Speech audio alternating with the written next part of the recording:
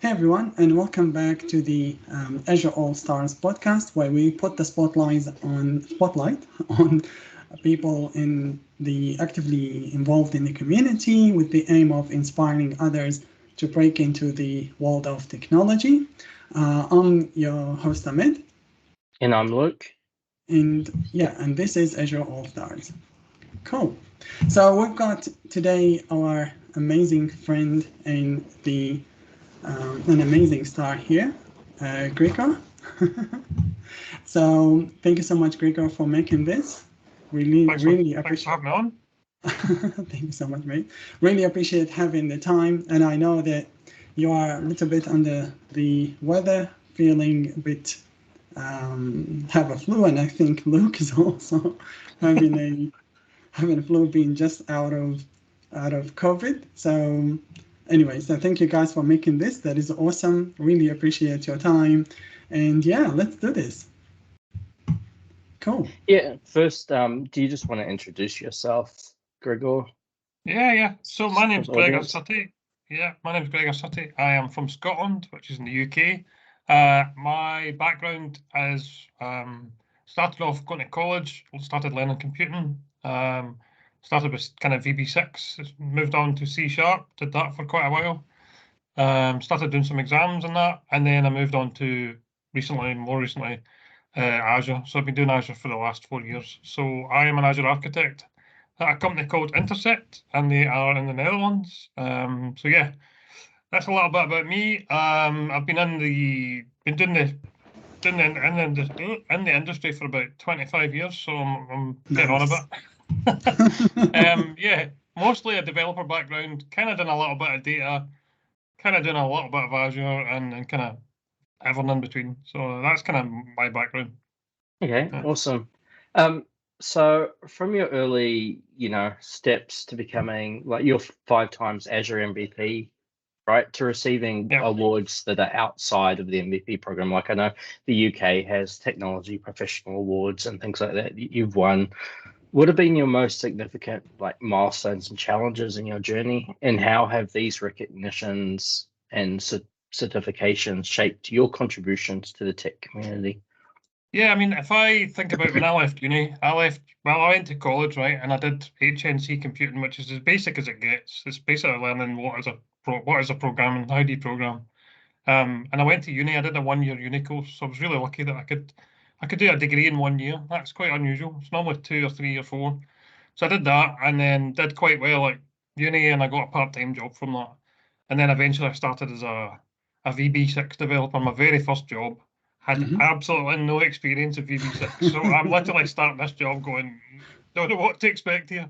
And this was the age before the Copilot. So yeah, well before Copilot, yeah, well before and probably before Stack Overflow. that's how far back we're going. Yeah. I think I was 19 or 20, so that's 27 years ago, showing my age. Yeah, so I was very fortunate. I started at a really great company in a place called Stirling, where Robert Bruce, all that, William Wallace, all that Battlefield place is from. And I was really lucky that there was a senior engineer who was called Pamela, and she was like, I'm going to take you under my wing and I'm going to teach you how to do things properly. So I have been super spoiled my entire career. I've been really fortunate to work with really nice people who have, first of all, really nice people who have taken me under their wing and trained me up. So I was there for maybe 2 or 3 years, I think it was. 3 years. Yeah, I was there for 3 years, and this girl basically showed me how to write code properly and document code properly and even write tests. She was one of these strict people, but in a nice way. So I learned to do things properly, and I feel spoiled. I always smile about this, but I really do feel spoiled. So I started off my career in a good place. I then moved on to another company nearer home, because at that point I couldn't drive, and it was taking me 2 hours to get to work and 2 hours to get back. So that was a long day. Moved to Glasgow, started at a kind of slightly bigger company, and again started doing .NET and C#, and then again didn't really know that. Had to learn that on the fly. Again, had a great manager who basically spent some time with me and showed me how to do things properly.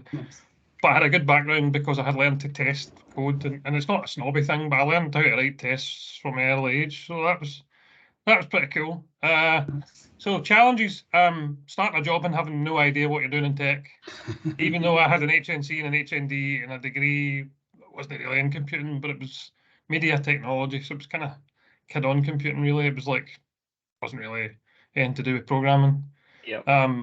Yeah, just lucky to do that. Moving on, after that, challenges, became a dev manager, so worked my way through junior dev, the most junior dev you've ever seen, to senior dev within, Nice. well, I was at one of the companies for 11 years, so took me a wee while to get there, and then moved on to being a dev manager, which had its own Nice. challenges. Yeah. That was my last job, yeah. In my last job, I was managing people for the first time, so that was good. That was good fun. I really enjoyed that though. It's tricky, because it's, if you look at the IT progression, it's people do think it's technical and then management. And that's the only way that A, you can get more experience, B, you can get paid more. But the world's merging a bit more, and I would argue actually it's heading more the stay technical route. But it does require different skill sets. Definitely. Just list like dealing with 10 different people moaning about stuff, and there's all different problems, and people coming in late and trying to discipline people, and then trying to push people forward in their career was the best part of it. But like there was one person who was just really hard to deal with because they just didn't turn up, and they weren't interested in being there, and that's challenging. So that was the first time I had to deal with that kind of stuff. And didn't really get too much help. That was one of the first things where I had to just figure this out myself. So sometimes it's just good to have a quiet word and take someone aside and have a wee quiet chat with them and see how they're getting on, because lots of people got lots of things going on that aren't work related, and that turned out to be, that's what it was. So yeah, I learned a lot doing that, but didn't really stay that technical. That was the challenge with that job. Wanted to become more technical.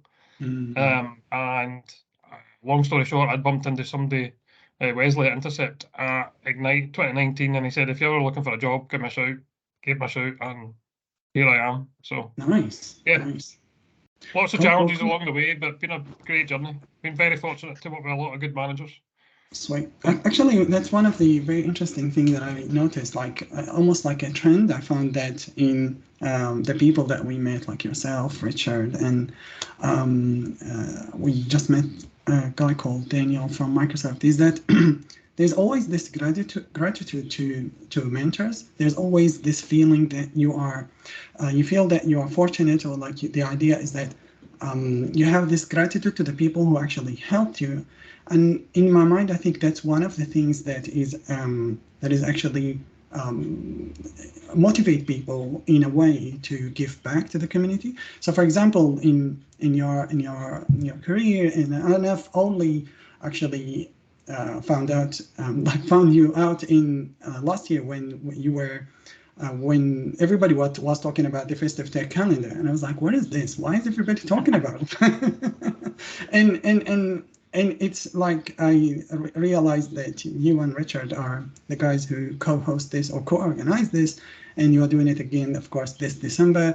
And it's this beautiful engagement and platform, and I talked to Richard about it before, is that this platform that actually became almost like a enablement platform for a lot of people to jump into the world of like public speaking, and then having a chance for them to give back to the community.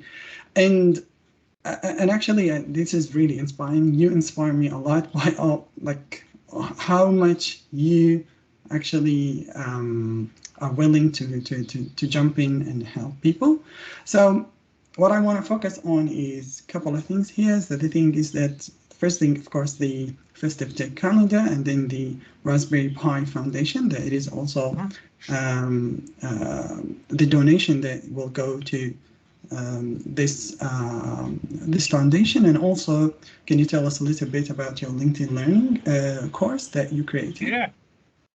What order will we do it in? Yeah, I'd love to start with the Festive Tech calendar, and then talk about the Festive Tech calendar was all about. I think I just had an idea one day where I thought, how do we run something, an event of some sort? And it was more, how do we start an event and give the people who we know who want to try and like becoming a speaker is really difficult. Going to a conference for the first time and doing that is really difficult. So I thought to myself, how do we give people a chance to practice this or do it online and get some sort of shining a light on them without them having to try and become a speaker? Because if you've never spoken before, it's really hard to get accepted anywhere. So I thought let's try and organise an event where people can try and figure out how to record a video or start a blog for the first time ever and just get them going. Now there was 2 or 3 people I can think of off the top of my head who did that to start off with, and they're now got their own YouTube channel and they're MVPs and they're away off and running, and that's fabulous. Beautiful. I had a wee look today to see that there's 36 new people that I've never seen on the Festive Tech calendar, so that hopefully there's 1 or 2 people in there in the same boat that have never done this, that can reach out and just say, like, how do I record a video? Because that's how it started. There was a guy who was basically going, I don't know how to start. Where do I start? And I would just phone him and say, like, this is what you do. And now he's like a superstar. He's actually moving to your part of the world. He's moving to Australia now because he's so successful in his career. Nice. But he probably started off not even knowing how to do a video. So that's what it's all about. It's not really about the same, that sounds terrible, but the same people doing the same talks throughout the year and then coming on. I prefer the people who have never done it before. And it's like a little bit of limelight. Hopefully it gets them their confidence up a little bit. They start doing more videos and they start doing more blogging. So that's what it's all about. Beautiful, beautiful.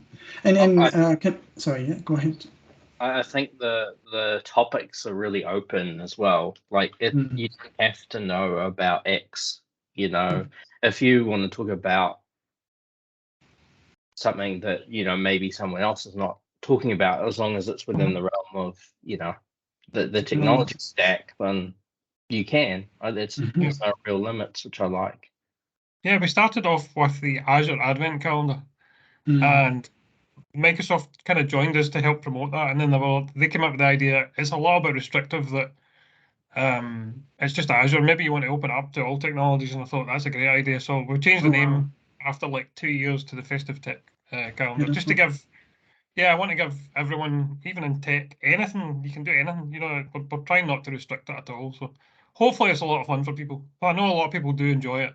And today I was looking at creating videos for some stuff, and there's some quite funny content in there. I'm not going to lie, there's some good Christmassy type stuff in there.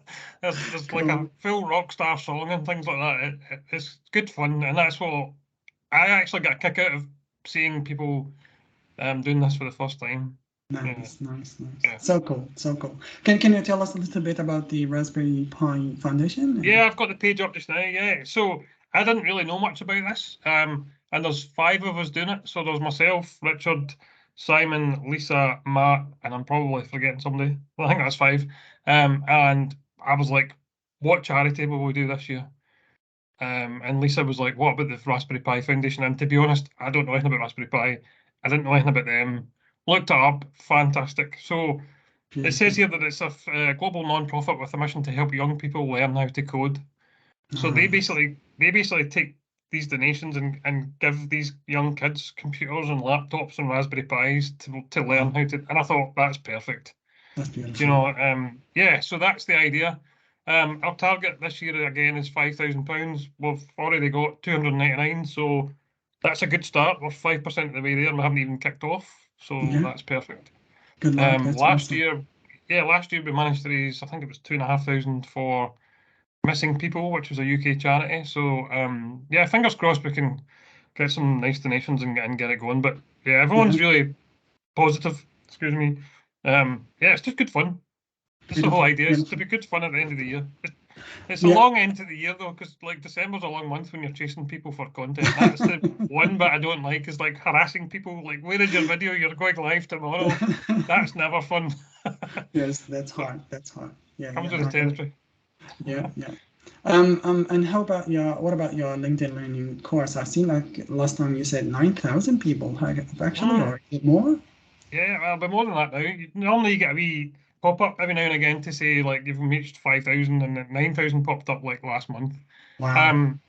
Yeah, that just came about from doing kind of how I became an MVP. I did an exam when it first came out. I wrote a study guide and I put the study guide on my blog. People were like, oh, this is great, because it was like a new exam. and then it became quite popular. And if you put it on LinkedIn, the people who write books and all these kind of courses always contact you and say, "Would you like to do something?" So I was like, "Yes." So I did the DP 900 and the AZ 900 courses. Nice. That was me just wanting to figure out how do you go about creating a course, because I had no idea. I'd seen content on how to do it, but I thought I'm going to try this myself. So yeah, I signed up for that, and they send you the equipment. And the really nice thing about LinkedIn is you don't need to edit it; you just record your voice.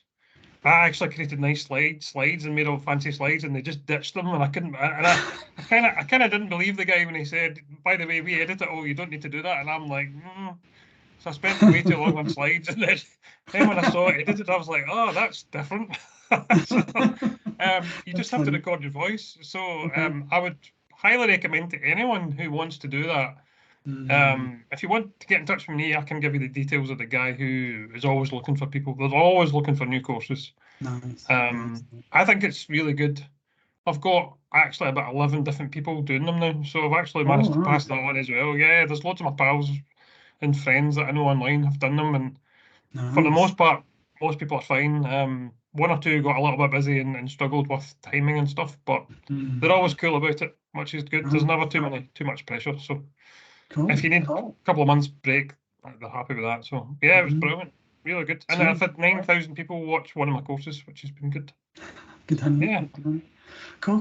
Back to you, Luke. Yeah, so sorry, there was a bit of echo, which was weird, but so community content, like obviously you're doing things around the festive tech calendar, you've got your blog, but you've also got another podcast / show, the Azure with Gregor. Can you tell us a bit about this and what drives your commitment to community involvement? And you choose the topics and to bring I mean, the blog, I started off blogging. That's how I got started. Loved it. Kind of fallen out of love with it, to be honest with you. I don't really blog very often. I've probably got 50 posts in pending that haven't gone out because I've just been like, yeah. I start writing a blog post and then Twitter will flash up and that's me away doing something else. So I'm pretty bad for that. The podcast was between everyone on this call to try and get someone else towards an MVP. So I'm trying to help other people do stuff. So that's the idea. And I love people. One of the things I love is like this, talking to people who I don't speak to all the time. Because you always, what it's like, you speak to new people, you learn new stuff, you learn new contacts, you make contacts with people.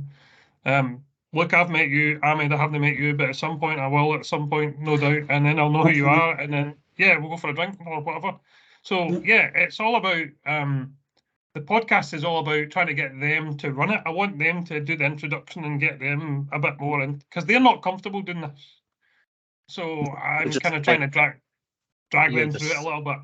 You're just giving the platform that they can then use. It's exactly the same as the festive tech calendar, right? You're giving the platform. But also, I'm also a little bit, what's the word? I'm a little bit, I like doing it as well. Do you know what I mean? I get a kick out of doing it. I love speaking to, spoke to 2 people recently I didn't know in the UK, and it was just the stuff you learn and the things that they're up to is brilliant. So, I always think, look at Scott Hansman, he's done 900. I'm jealous of that. I'd love to speak to 900 different people because that's probably his favourite thing, just learning what people are doing and what they're up to. I could do podcasts, I could do 10 a week. I just love them. I think they're brilliant. I'd love to be on asking lots of people lots of different things. And that's really it. What else? I'm doing a lot of mentoring that people don't see. That's my favourite thing.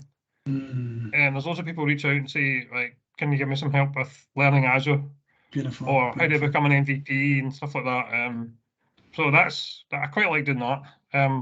I'm trying to help a guy get a job in Nigeria, which is turning out to be really difficult because from that country, people in Europe won't really hire you, so it's quite challenging. So the guy's really smart. Actually, he's a Microsoft student ambassador, and he's super smart. And I'm trying to get my job, but it's proving really difficult because he just doesn't get a break. So I'm hoping he'll get a break sometime.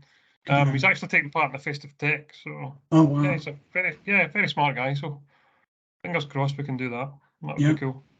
Good on. I just love giving back. It's good fun. Cool.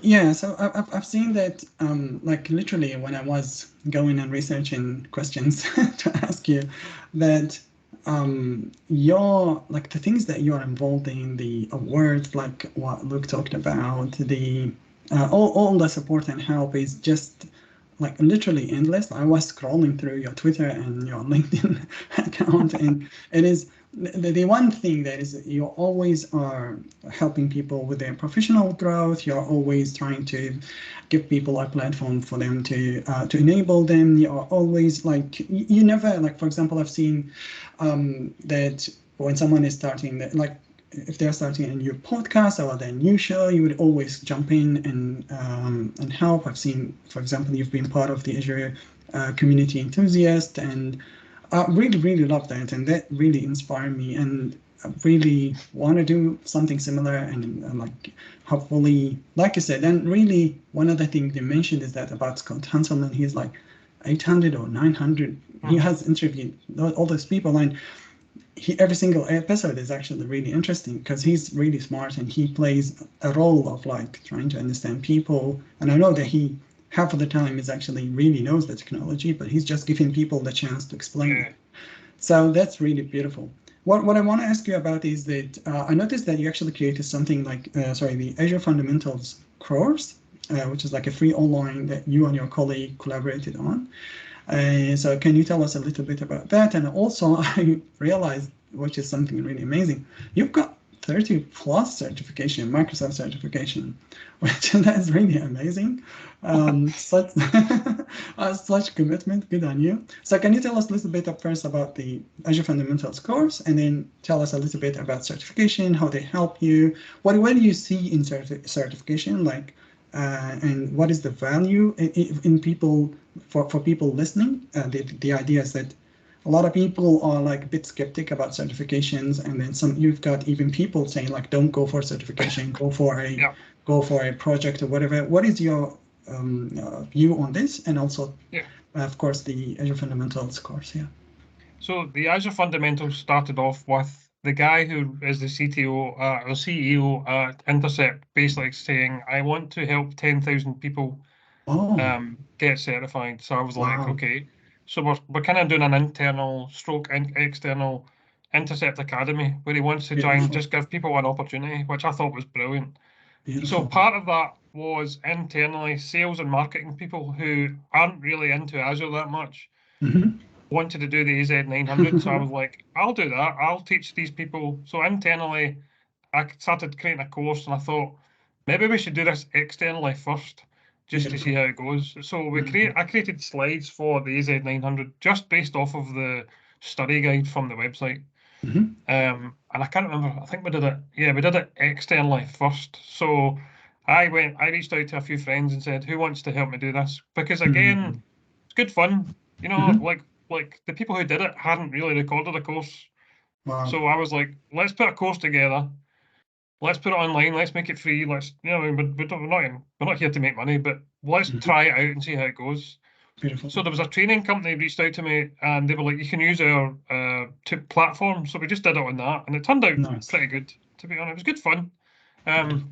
Lots of people get nervous, but you only want to get over nerves if you keep doing something. You know, if you want to do public speaking, everyone's nervous to start off with, but the guys got a little bit better as they went on because they got more confident of, the first one they were a little bit like, oh, and then as they go on, you know what it's like, public speaking, 5 minutes in, you're okay, but before that, you're a nervous wreck.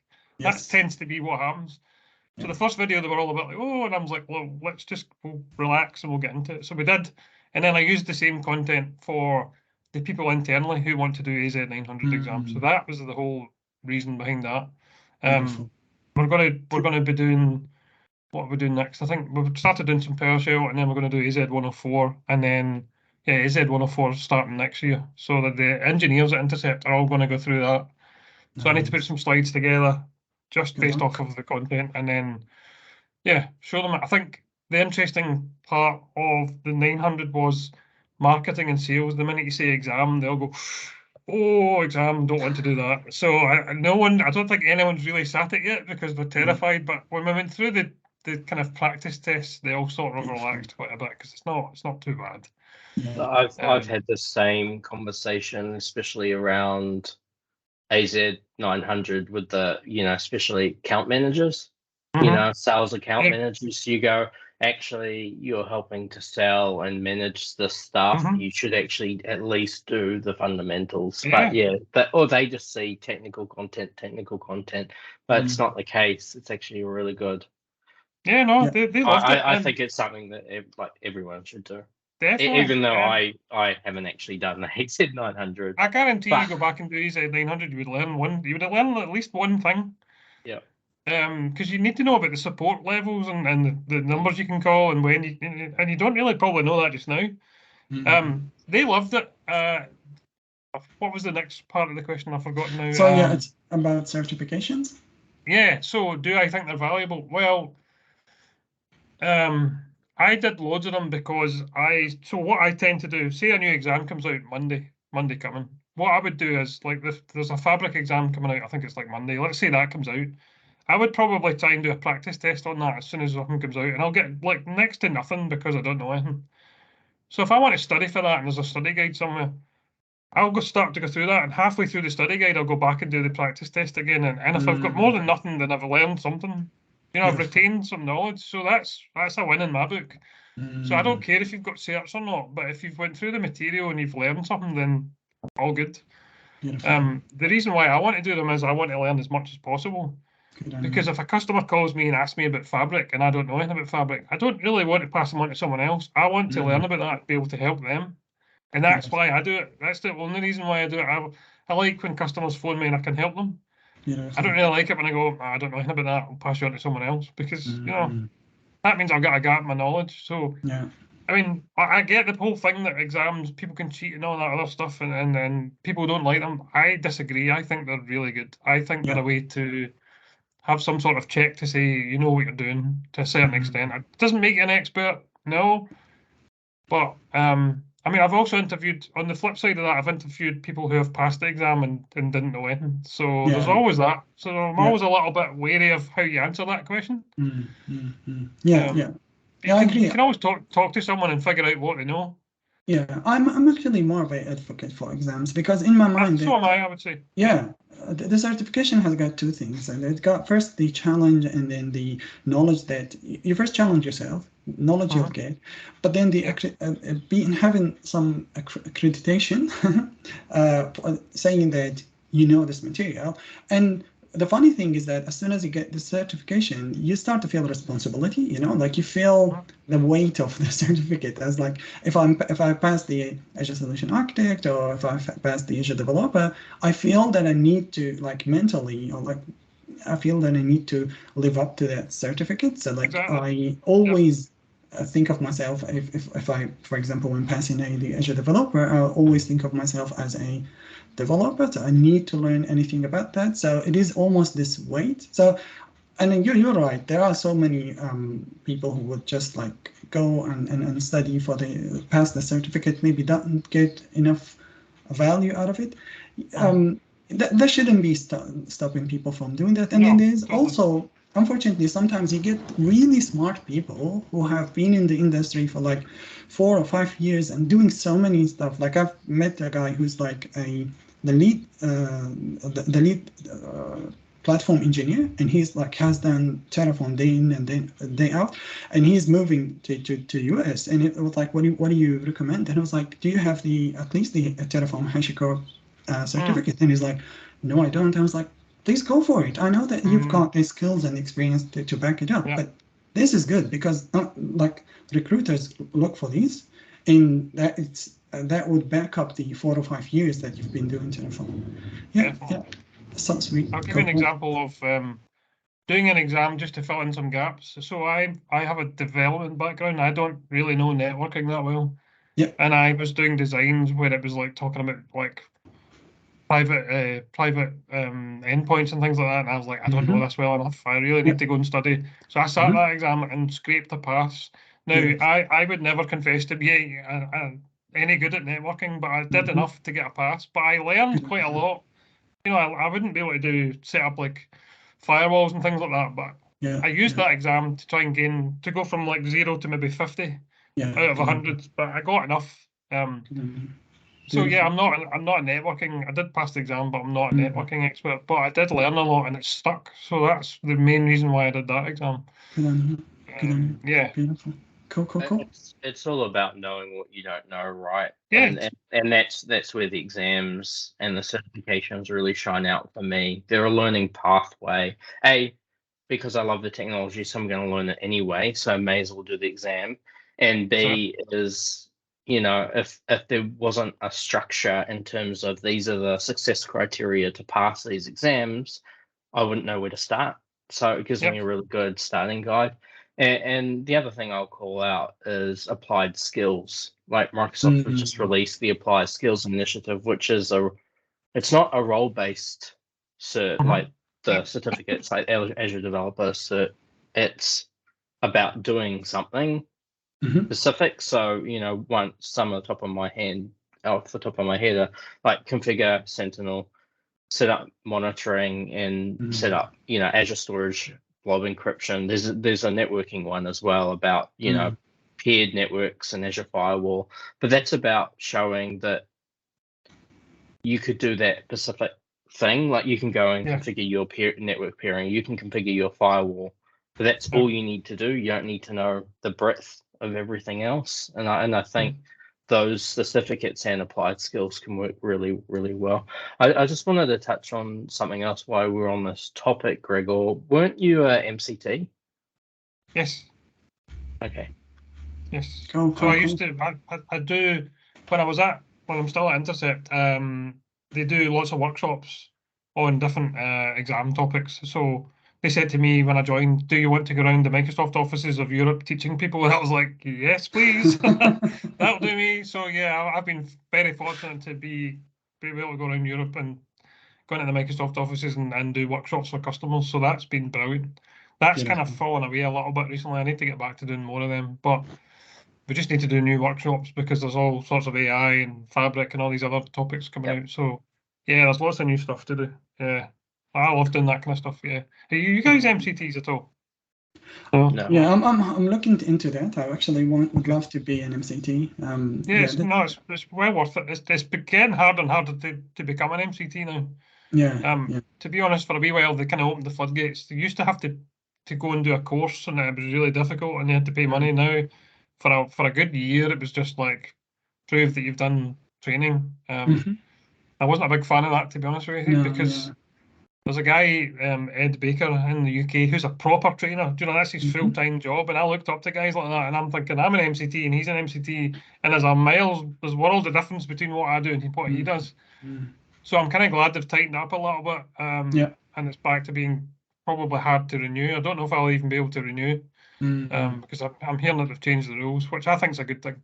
I think if you're an MCT, you should be teaching courses quite regularly, not just one. I mean, you could literally in the past you could do 2 courses a year and retain it, and I'm like, that's not. It's not really. Yeah. So we'll see how that goes. It makes sense. It does. Cool. Back to you, Luke. Sorry, back to you. Yes. Sorry, mouse was having some. It needs coffee, I think. You both do. Certainly does. So you've attended a lot of conferences. Like you just recently went to Microsoft Ignite, MVP Summit. I think you went to Build one year. A whole bunch of just industry-based conferences.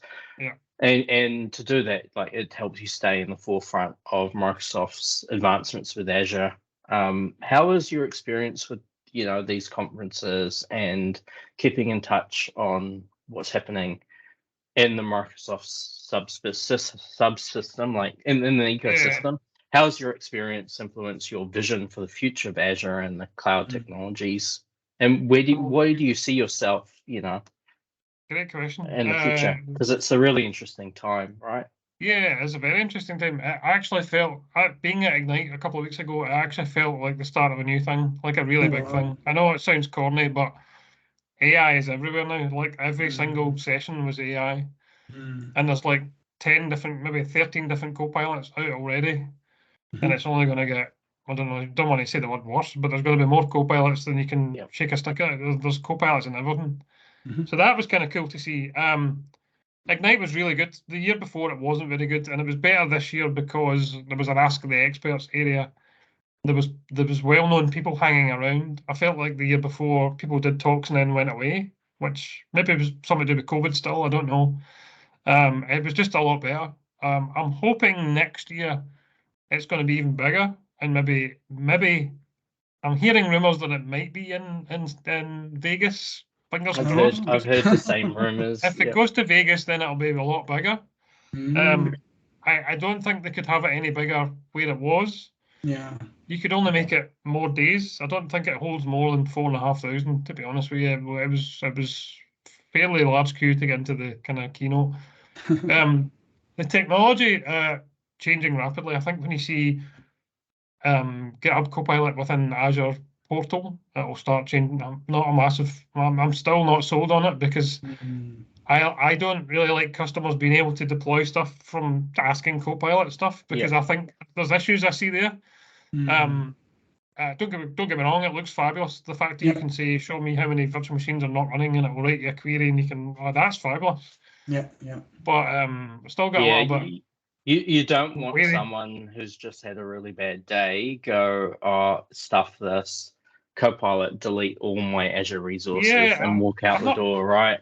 Yeah. I'm not even sure it can do that. I've seen some very high level demos, and I'm not sure you can get it to do stuff. I think it'll generate the query. But I don't think it'll actually. I don't think you can say like stop all my VMs. I don't think that's gonna. I hope you can't. That's why I'm a bit like, we'll see. So I think we're at the very start of something cool. I have played a bit with OpenAI Studio, and we've got some rules of engagement when you join the company, and they're just Markdown files, and I've loaded them into OpenAI Studio and created a website that you can query all that. And that stuff's amazing. Yeah. So we're definitely at the start of this. Yeah. I think Ignite next year will be a different thing altogether because we'll be a year down the road and it'll be different. We'll be talking about different stuff. One thing I do look forward to is all the boring, repetitive tasks being automated. I think that's going to help. Yeah. Especially in Azure. That should be cool. I've seen a very funny tweet that you put, where you had a photo with Mark Krzanovich and then Brendan Burns and all the famous people in the USA. Like, am I doing Ignite right? I always do that in the last day of the conference. That was really cool, and yeah, you're right. I think Microsoft actually hit the jackpot when they said Copilot. Copilot is the right word. It's not a pilot. It is the Copilot. You would ask it to do stuff. Yes, it would surprise you sometimes when you tell it, I want you to do this or that, but you still need to have the knowledge of a pilot, or you could actually, let's say, fly the plane alone. You need to know. So there's no. It will accelerate innovation. It will accelerate all the work, but it's no escaping. So, for example, if you're talking about development or if you're talking about networking, it could do anything if you want it, if you ask it, but you need to know what you're doing, right? So that is a very important piece of it. And I do agree, like you said, yes, Copilot and generative AI and all of that is going to be really big, and it's just going to be even smarter and smarter. But I think for the foreseeable time, it is still going to be a Copilot. Yeah, I think it'll always be a Copilot, to be honest with you. The best part of Ignite for me was I ended up on the Visual Studio Code stand. Now, don't ask me how I ended up there, but I did. And all I did was demo Copilot Chat. Now, if you've not played about with Copilot Chat, go and get it right now because it's phenomenal. Because you can basically just go into it and say, write me a program to do X, and it'll do it in any language. Wow. And then you can say /test and it'll write tests for it. And then you can do -doc and it'll document it all. You can even do -fix if there's a bug and it'll try and tell you where the bug in the code is. It's phenomenal. It really is. Now, Copilot on its own is good, but Copilot Chat is fantastic. Yeah, I mean, when I was showing people that, they were like, this is crazy. And I'm like, yeah. Beautiful. It's super helpful. Yeah, even writing documents. You could actually show someone how to document your entire repository. Oh, wow. You can do like -workspace and it'll do your entire workspace of VS Code, and you get it to document the whole lot. I was like, that's bananas. That's my favorite one. Yeah, very cool. So yeah, I think going forward, that's going to replace a lot of the repetitive tasks. But as you said, Copilot, it's not going to do the thing. I don't think it's going to stop the VMs. It'll tell you the script to do it, but you're going to have to be the person that pushes the button.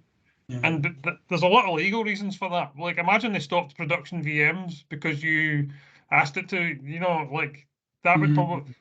Does it put it against me, or does it put it against Copilot, as in the audit of who did it? Yeah. And it need to be me. It's the same conversations that we're having around data, right? So when you go to DALL-E or Bing Image Generator and you say, you know, create a picture of a cat wearing a sombrero sitting in the snow. This is where my mind goes of the morning.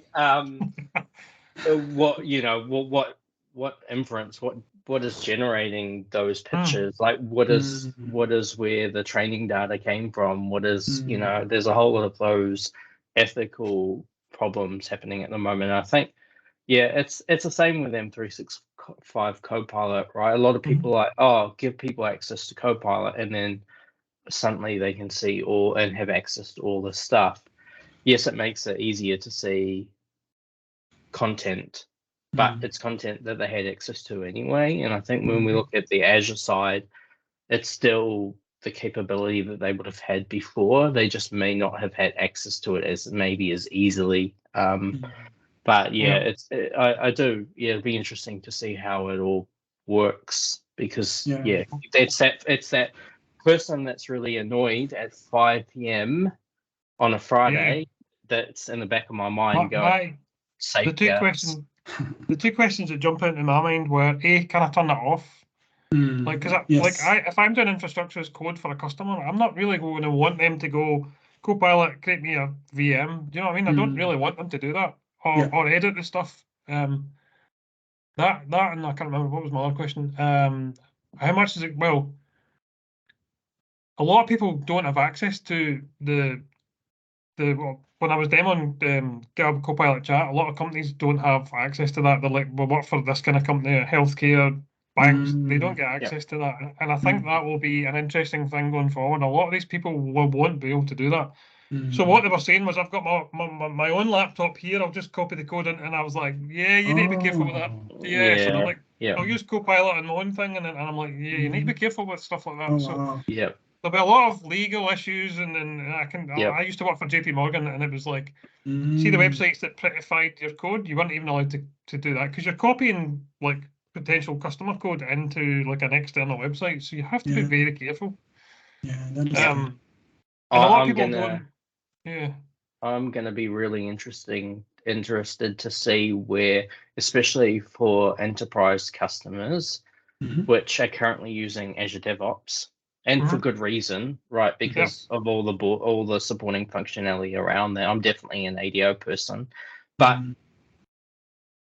GitHub Copilot Chat, you know, and the ability to add automatic pull requests, commit notes into your pull requests. All this functionality being built into GitHub doesn't exist in ADO at the moment. So the conversation becomes, do we move from Azure DevOps into GitHub at an enterprise level? And it's going to be really interesting to see how organizations choose that. I don't know what your thoughts are, but yeah, my thoughts are they need to get people into GitHub to make money, and that's what's behind that. That might never see the light of day in ADO. I still prefer Azure DevOps to GitHub. I use GitHub every day. Still don't like the boards, still don't like the way the sprints are run. You can do a lot more than you could do, but I'm still not a huge fan of it. I get you don't get Copilot. You can still open up your code in VS Code from the repo from Azure DevOps, so you've still got all that. So I think I would stick on Azure DevOps if I had the choice. If I started a new company, I would go with Azure DevOps still. But what you'll see is GitHub Copilot X features that come down the line won't make it to Azure DevOps, because they're trying to probably get people into GitHub Enterprise, because that's where they're trying to make money. That makes sense. Right. You know, if you're a business, you need to try and give some extra features. So it'll be interesting to see, but That's very interesting. Actually, I've seen a very interesting tweet from a guy called Andre Karpathy. He's one of the co-founders of OpenAI, and he's saying the funny tweet was that the hottest programming language is English. And you've seen Satya Nadella when he talked to the GitHub CEO and the GitHub, what was it, the GitHub Next or something like that? GitHub Universe. GitHub Universe, yeah. He said natural language is the new programming language, and he's talking about, he's saying like there is 100 million or something like that, of people, developers on GitHub, and he's saying what will happen if the world had a billion developer. And you could see that in, for example, I follow April Edward. She's a GitHub advocate. She's saying that everybody now is a developer, and it's a new way of thinking. So the idea is that it is both an enablement for people like with a very sound logic, of people who have like got a very good idea. They want to really build that idea into it doesn't matter what is the programming language, but it's also tempting to skip the learning, tempting to skip the, for example, before I got access to Copilot, one of the questions was asked, do you have access to government data, government agency data?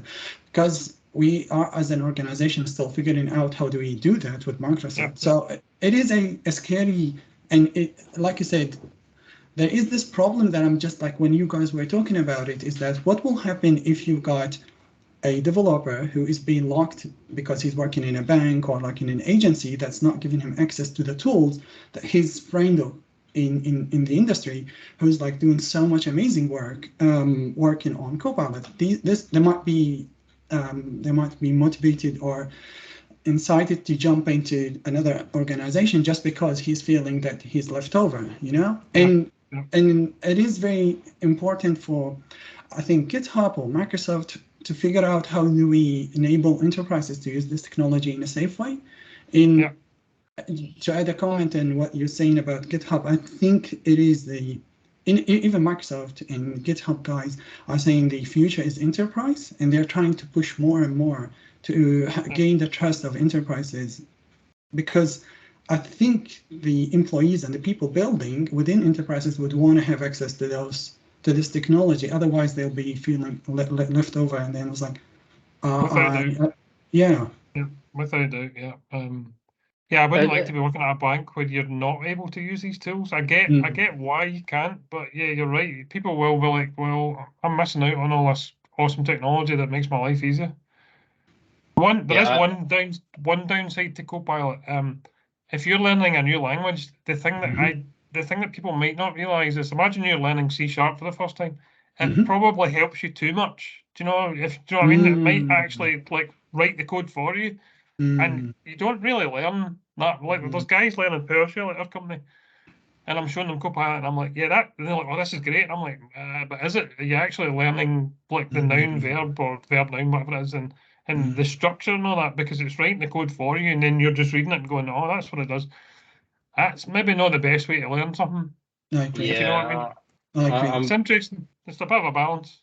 Yeah, I'm going with that. I'm going through that with Python at the moment because I'm learning Python. And you're right, Copilot Chat is really, really good at spinning out what you need. But I have to constantly go back and ask, why did you do that? Why did you choose that? Explain it to me. And it is like it is definitely more of a conversation that I would have usually, you know, sitting in my own and you know. And at home, so like it's definitely a lot more. It enables me to learn differently, but you're right. Sometimes it can go a bit too far, and then especially for a learner, where I'm like, no, well, now you have to tell me what you did, and is that even right? Is that according to best practice? Is that But it's going to be really interesting.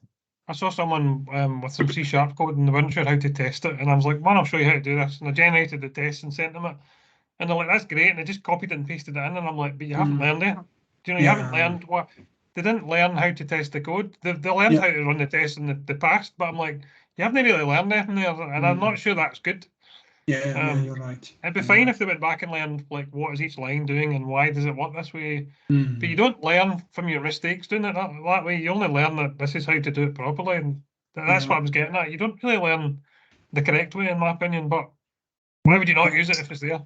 Yeah. Yeah, it's the same problem with search engines, right? I remember when, Ask Jeeves and Google God came out, and it was like, well, I'm learning because I'm reading 50-page books, Oh, no. right? So what, this has start to finish. But if I'm looking for something online, I'm only searching for a specific thing, like how do I stop a service or something like that, and I'm missing out all the rest of this context. So I guess I would, that anti, it's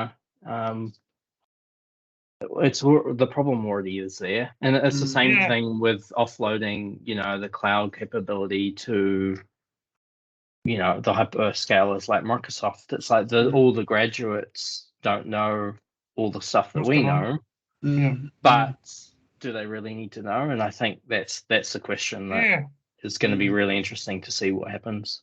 I think what's really important is that we want the tool not to take the grind away. You practicing, failing, doing something, and then like being confused. That is where actually learning happens. But if again, like what Luke is saying, and we all. So there are two sides to it. It's enabling a lot of people to jump in. Like, for example, it would be super scary for me or like someone who's like just learning about technology that they face a script that would like, it's a PowerShell or like a Python, whatever type of script it is, you would not know what it is. But if you just like have Copilot, does explain it to me.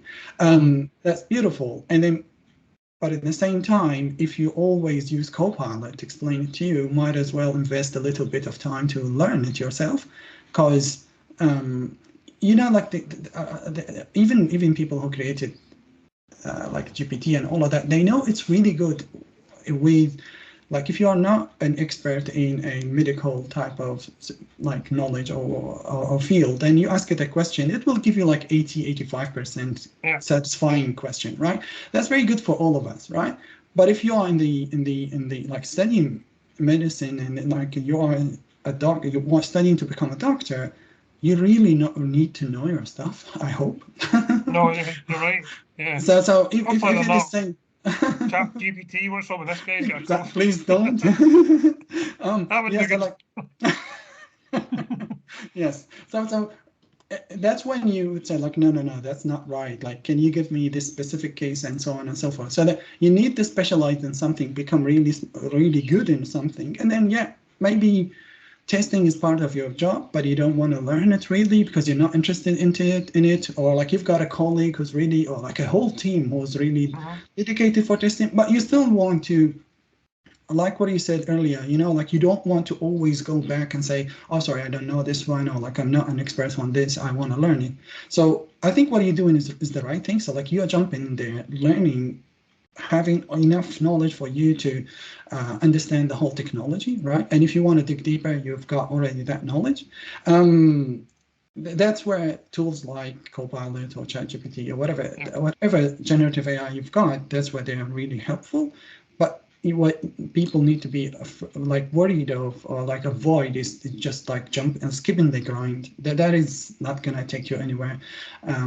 It's gonna, you're gonna be so dependent on a solution that sometimes might just give you literally the wrong answer. Like if you press it, it would just hallucinate and give you some data that doesn't exist. Yeah. It's like cool. That was like, the whole thing was super beautiful. Really appreciate your time here, Gregor. I am always inspired by the work you do.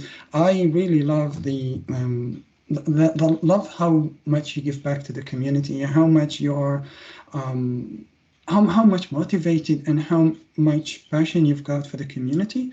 That is something really beautiful. I hope that we will have more and more people like yourself, and I hope that one day we will be like you. It is. I really feel when you like, for example, in your Azure with Gregor, like you are really rooting for the people you are interviewing. You are helping them through it. You always want to put them on a stage. That is really beautiful. So thank you so much for what you do. And it was a really pleasure to have you here on the show. And you are, of course, one of the amazing stars in the technical and the Azure community as well. Oh, thank you very much. It's very, very kind of you to say. Yeah, I just enjoy it. You know, if I wasn't enjoying it, I wouldn't do it. So I feel like I'm cheating a little bit because I get a kick out of doing it, and I get like I always learn something as well. I don't do it just so I'm not learning. I always try and learn, get someone on so I can learn something new. It's always good fun. Beautiful, beautiful. Thank you. Thank you so much. Look at bringing you into my learning room at some stage. Maybe EZ 900 content or something. Definitely need to join the learning rooms. Yeah, send me a link to that actually, because I keep meaning to do that and not doing it. If you can send me a link to that, that'd be great. I'll definitely spread the word on that. Awesome. Yeah, thanks for having me on. It's been really good to chat to you guys. Thank you, Gregor. Really appreciate it. And thank you everyone who joined us and watched the show. And yeah, sweetas, thank you so much and see you soon. Thank you, guys. See you. Bye.